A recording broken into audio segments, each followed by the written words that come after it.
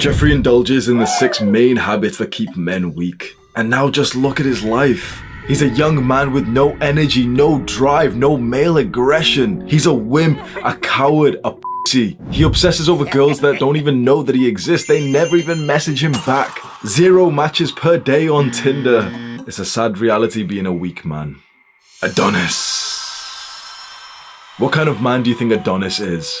Weak or strong? Neither. Adonis is the ultimate man. But he isn't lucky, he wasn't born like this. Adonis developed himself as a young man through doing the right, good habits. He stayed away from the instant gratification activities that he saw other young men indulging in.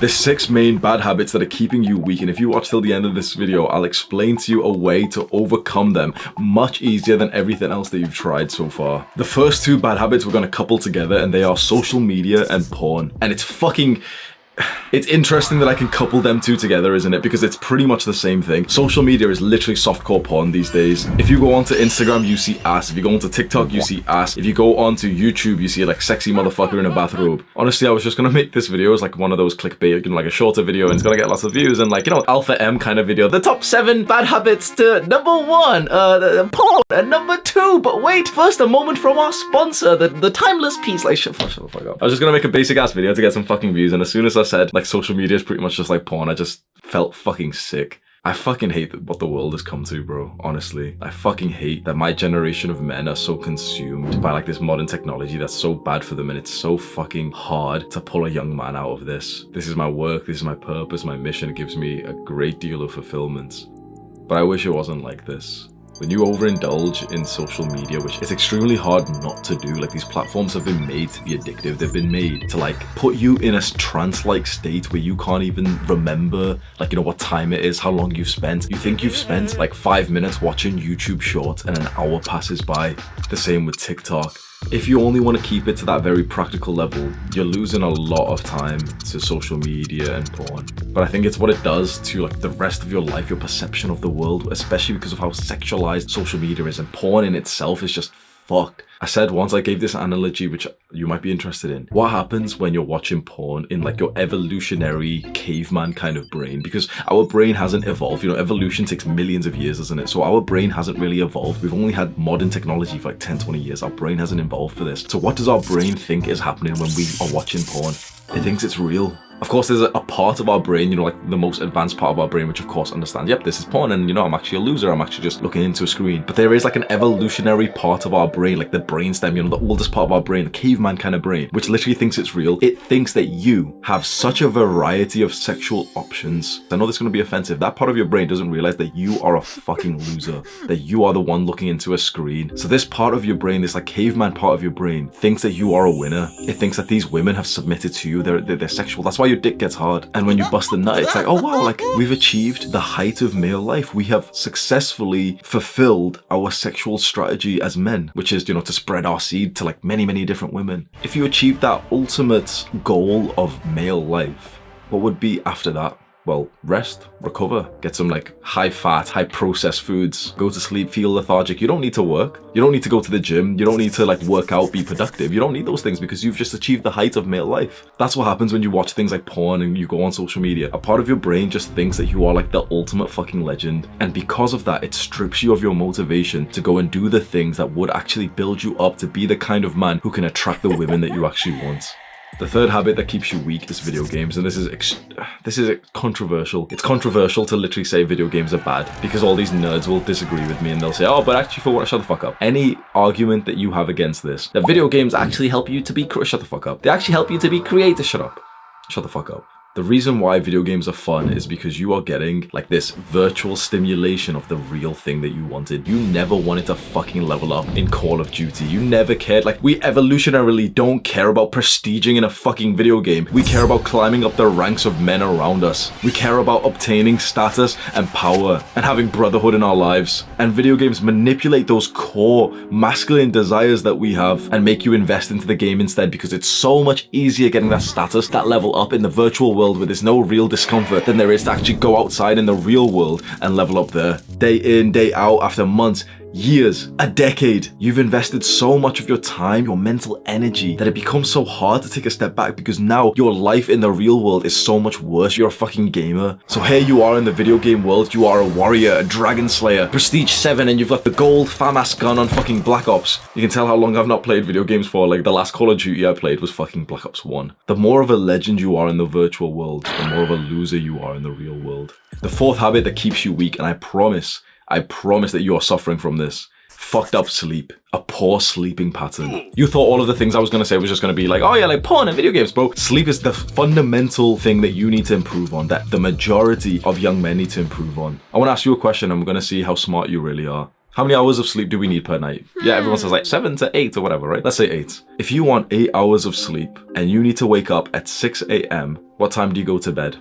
Answer that question right now. Answer that fucking question right now. Everyone will say 10 p.m., won't they? One of the truths that not many people ever like to think about is that the time that you spend in bed is not the same as the hours of sleep that you get. This ring is very expensive. It's like $300, $400, but it tracks your sleep meticulously. And when you track your sleep with a device like this, you realize that there's such a thing called sleep efficiency. And sleep efficiency is kind of like the percentage of time that you are asleep of the time that you're actually in bed. And a good sleep efficiency is 80%.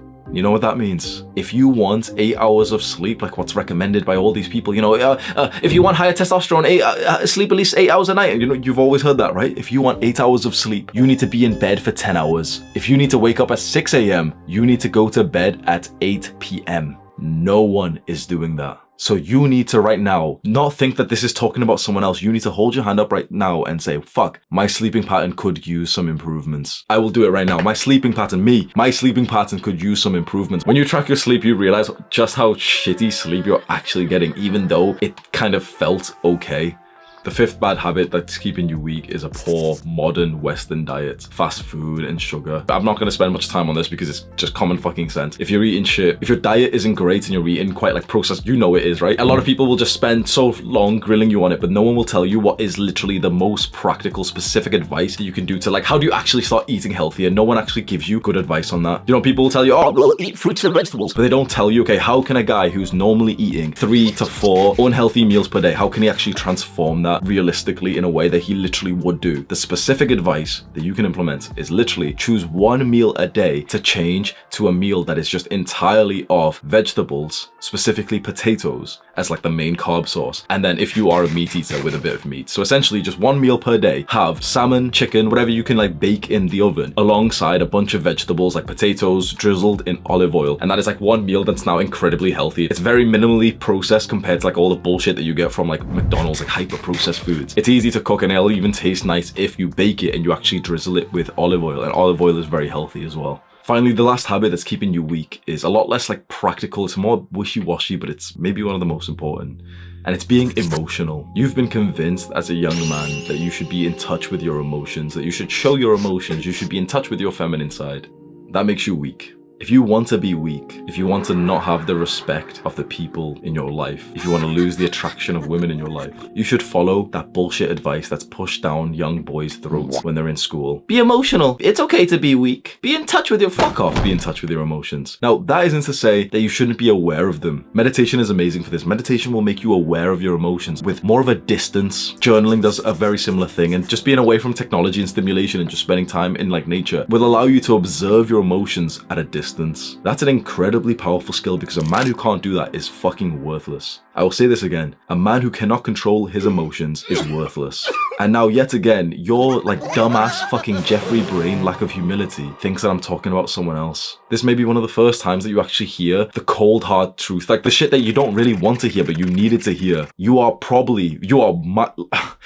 likely an emotional young man. You have been raised, conditioned, brainwashed to be emotional. That makes you worthless as a man. No one will speak to you in this way because everyone's so used to sugarcoating things and just saying, we're all beautiful, shut the fuck up. If you cannot control your emotions as a man, you are worthless. You must look into what is called stoicism. It's kind of like a philosophy, but it's more so a way of living. Stoicism, and then also get into those practices, meditation, journaling, time away from like stimulating content.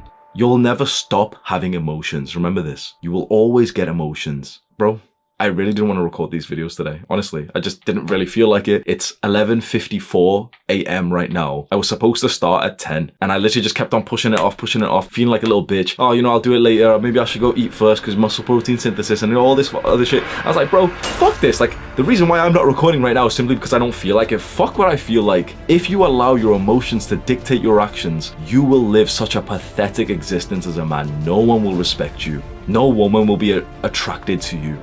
You must create a distance between yourself and your emotions. Now that means that you will feel the emotion of being a little bitch. You will feel the emotion of stress and anger, guilt, shame, whatever. You will feel these emotions, but you do not allow them to control you. And in fact, you start to control your emotions.